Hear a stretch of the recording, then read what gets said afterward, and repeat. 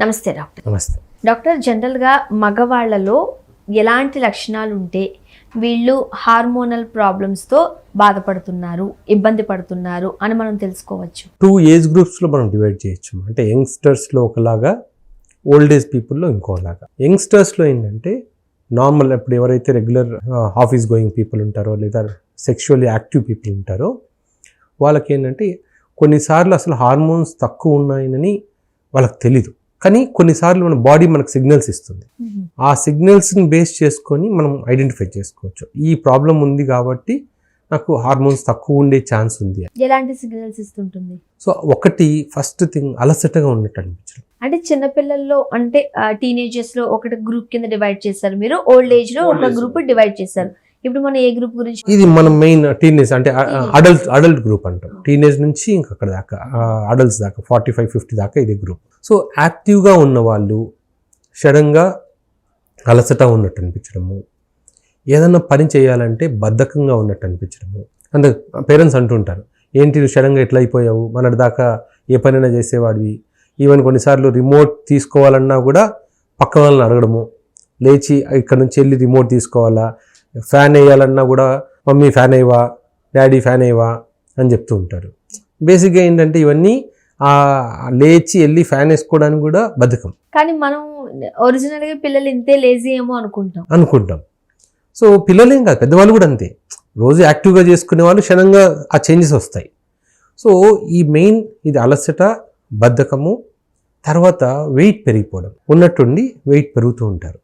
కానీ వాళ్ళకు ఈ థైరాయిడ్ అవన్నీ చెక్ చేసినప్పుడు అన్నీ నార్మలే ఉంటుంది. సో వెయిట్ గ్రాడ్యువల్గా పెరుగుతూ పోతూ ఉంటారు. తర్వాత హెయిర్ కలర్ చేంజ్ చేయడం, గ్రే హెయిర్ లాగా రావడము, ఇవి కూడా హార్మోనల్ ఇంబ్యాలెన్స్. సో తర్వాత హెడేక్ ఉన్నట్టు రావడము, కొంచెం పడుకొని లేచినప్పుడు కొంచెం హెడేక్లో అంటే ఆ వీక్నెస్ తెలుస్తూ ఉంటుంది, ఏదో తల బరువుగా ఉన్నట్టు అనిపించడము. తర్వాత బాడీ పెయిన్స్ అంటే కాళ్ళ నొప్పులు, కానీ అది బాడీ పెయిన్స్ ఎక్కడైనా స్టార్ట్ అవ్వచ్చు. కొంతమందికి లోవర్ బ్యాక్ పెయిన్, కొంతమంది ఏంటంటే సడన్గా బ్యాక్ పెయిన్ స్టార్ట్ అయింది, ఆర్థోపెడిక్ డాక్టర్ దగ్గరికి వెళ్తారు, వాళ్ళు ఏం లేదు ఎక్స్రే తీస్తారు, నార్మల్ అని చెప్పి మెడికేషన్స్ ఇస్తారు, కానీ వీళ్ళకు బ్యాక్ పెయిన్ తగ్గదు. అంటే స్పైన్ నుంచి వచ్చే ప్రాబ్లం. స్పైన్ నుంచి. కొంతమందికి మజిల్ పెయిన్స్, కాళ్ళ పిక్కల్లో బాగా నొప్పిగా ఉన్నాయి సార్, ఏదైనా పని చేయాలన్నా కూడా ఆ వీక్నెస్ వస్తుంది అనేది, ఇదేంటంటే మజిల్ వీక్నెస్ అంటాం. సో ఇవన్నీ జనరల్ మెమరీ ఇష్యూస్. ఇంతకుముందు గుర్తున్నది కూడా, ఇప్పుడు ఒక 10 మంది తెలిసిన ఫ్రెండ్స్లో కూడా సడన్గా ఒకరిని చూడగానే పేరు గుర్తురాదు. రోజు మిగతా వాళ్ళందరికీ గుర్తుంటాయి, కానీ ఒకరిద్దరు పేర్లు గుర్తురావు. మళ్ళీ పక్కన వాళ్ళని వీళ్ళ పేరేంటి అడగాల్సి వస్తుంది. అలాంటివి మనం 2-3 రోజుల ముందు చదివిన విషయాలు కూడా మర్చిపోవడము. అంటే ఇవన్నీ ఒకరికే ఉండవు, ఒక్కొక్క లక్షణం ఒక్కొక్కరిలో ఉండొచ్చు.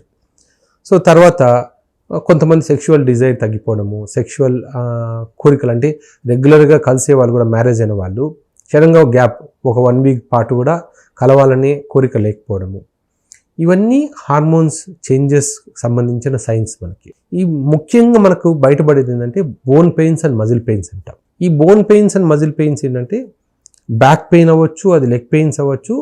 బోన్స్ అనేవి మనకు టెస్టోస్టిరాన్, బాడీలో టెస్టోస్టిరాన్ బాగున్నప్పుడు బోన్స్లో ఉన్న కాల్షియం బాగుంటుంది. ఈ టెస్టోస్టిరాన్కి బాడీలో ఉన్న కాల్షియం మెటబాలిజంకి లింక్ ఉంటుంది.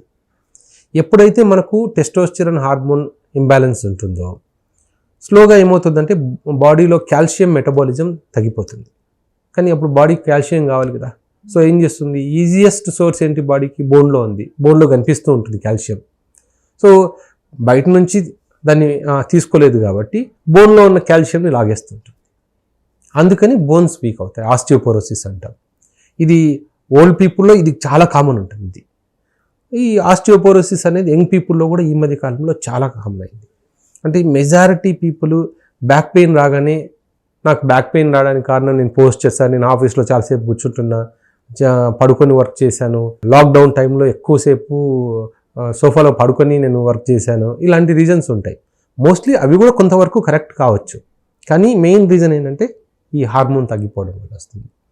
అలాగే బాడీ పెయిన్స్ కూడా, అంటే మజిల్ బాగా పలచబడిపోవడము, అంటే ఓవర్ వెయిట్ పెరిగినా కూడా మజిల్ స్ట్రెంగ్త్ తగ్గిపోవడం. అంటే ఏదైనా చేయాలన్నా కూడా బరువు ఎత్తడం కూడా, ఒకప్పుడు 10 కిలోస్ ఎత్తేవాళ్ళు 5 కిలోస్ ఎత్తగానే మజిల్ పెయిన్స్ రావడము, ఇవన్నీ కూడా హార్మోనల్ ఇంబ్యాలెన్స్ ఉన్నాయి. అసలు ఎందుకు ఈ హార్మోన్స్ ఇంబ్యాలెన్స్ అయిపోతూ ఉంటాయి? అంటే బాడీలో మన లైఫ్ స్టైల్ గురించి మెజారిటీ అంటే మన బాడీలో హార్మోన్స్ తగ్గిపోయాయి అంటే మన లైఫ్ స్టైల్ వల్లనే. సో మనకు కామన్ హార్మోన్స్ మేల్స్లో మనం చూసుకోవాల్సింది ఏంటంటే టెస్టోస్టెరాన్, ప్రొలాక్టిన్, థైరాయిడ్, ఈస్ట్రోజన్.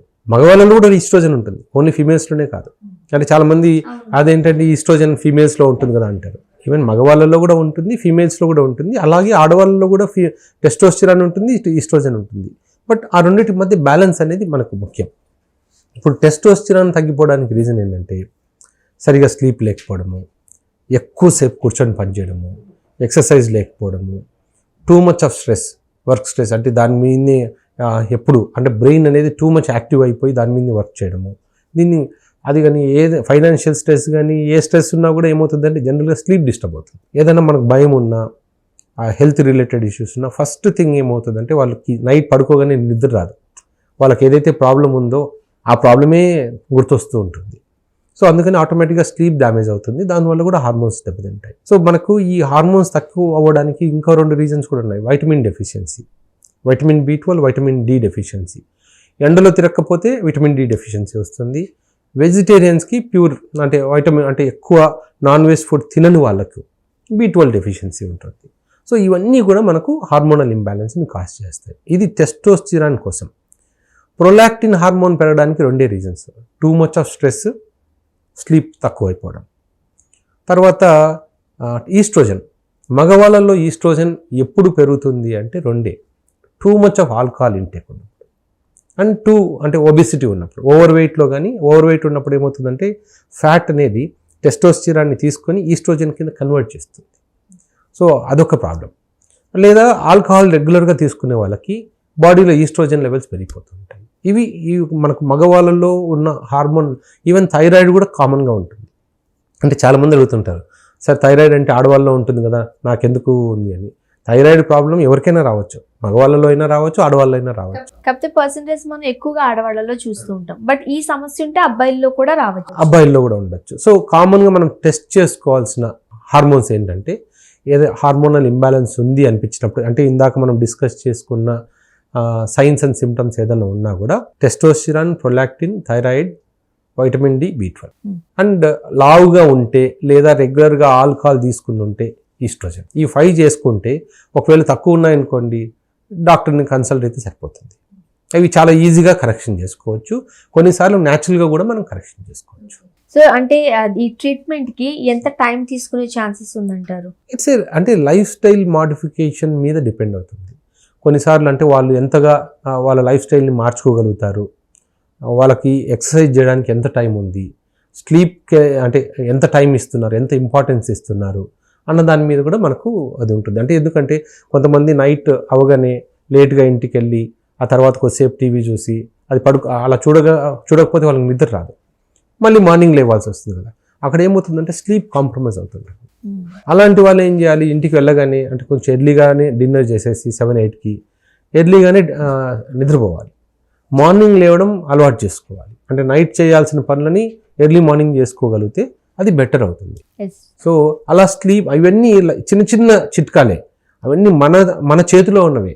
వాటితోనే మనం హార్మోన్స్ని మాడిఫై చేయొచ్చు. అండ్ మెడిసిన్ కూడా ఇస్తారు మీరు అవసరం అయితే. అంటే మెడిసిన్ ప్రాబ్లం ఏమవుతుందంటే మెడిసిన్ మనం లైఫ్ లాంగ్ ఇవ్వలేం కదా.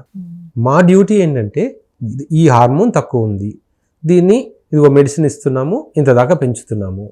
ఇది పెంచిన తర్వాత దాన్ని అదే లెవెల్లో మెయింటైన్ చేయడం అనేది పేషెంట్ సంబంధించింది. ఎందుకంటే నేను ప్రతి మంత్ నా దగ్గరికి నేను హార్మోన్ టెస్ట్ చేయించుకొని వస్తే నేను మందులు ఇస్తాను అని చెప్పేది అది ట్రీట్మెంట్ కాదు. అంటే మనము పేషెంట్కి ఏం చేయాలంటే ఈ ప్రాబ్లం ఉంది, దీన్ని నువ్వు ఎలా న్యాచురల్గా ఓవర్కమ్ చేయాలి, ఈ హార్మోన్ని ఎలా పెంచుకోవాలి అనే సజెషన్ ఇస్తాం. సరే వాళ్ళు మెయింటైన్ చేయగలిగితే చాలు. Thank you so much. నమస్తే.